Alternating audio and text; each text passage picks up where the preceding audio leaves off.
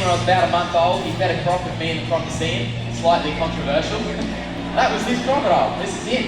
So he's a beautiful croc. Now, basically, what you need to know is this back here is safe in croc territory, but down by the water's edge is not safe. Whatever you do, wherever you are up in North Queensland, never enter the water with a croc. That is the ultimate danger zone. You can see here, as Murray comes out, he doesn't make a single ripple on the surface. He's all about camouflage. But he can pick up on the vibrations that I send out. So even if this was murky water and I couldn't see him, he would know exactly where I was at all times. He's territorial though, so this gets him pretty grumpy. Now that he's nice and grumpy, he's all yours, Chandler. Yes, sweet. Thanks, Robert. Oh, come on, Murray. There you go. Look up at the food. There's your boy. Good work, Murray. Get up. Sorry, everyone. Wasn't that awesome? All right, Murray, you want to give me Robert? All right, be careful, Robert. Come here, boys. Hey, boys. Good boy. All right, now we're going to try and show you another strike here with Murray. And what you got to keep in mind, big croc like Mother, he can hit from the base of his tail to the tip of his nose in one go, in one solid strike. So you can easily hit that back fence there, no worries at all. See how we go. Hey, big boy, go Mother. Good hit. Up here, big boy. There you go, Murray. Stop looking at my head. Good hit, Murray. Give it up for him, mate. Hey, good. Now that shows you the strike from the water's edge. If he really means business, if he was catching a large animal, he could close his jaws with about 3,000 pounds per square inch of pressure.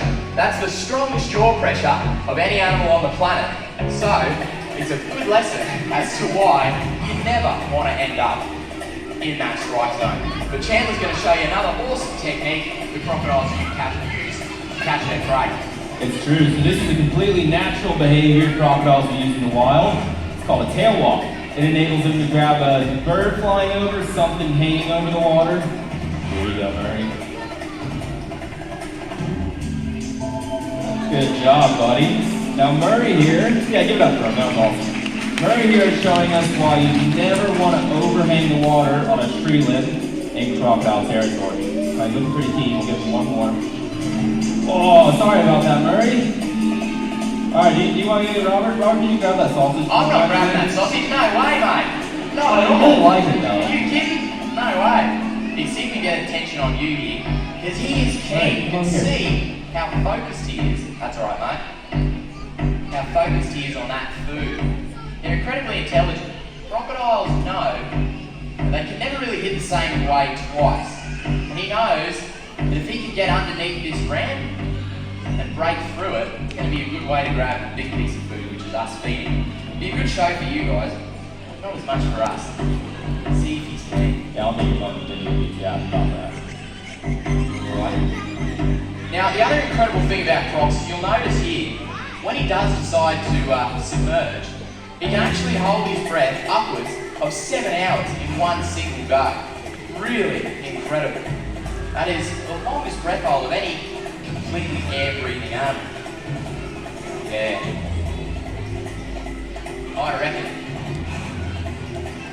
just about go for the sneak. Yeah, the sneak round. Hey, good. Hey, Muzza. Now what we're going to show you here is one more strike with Murray. And try and give you an idea of his top speed once he is out on land. Now, there's a bit of a misconception that crocodiles will run you down 100 miles an hour out of the water. That's not the case. By the water's edge, they are incredibly quick. But once he's out on land, he loses that speed and he loses that element of surprise very quickly. Good boy, Murray. Good feed. So the lesson is pretty simple. Yeah, give it up for him. Good on you, Mother. It's a pretty simple principle. Out here, I'm not in too much danger because look at what Murray's doing. He's backing up into the water.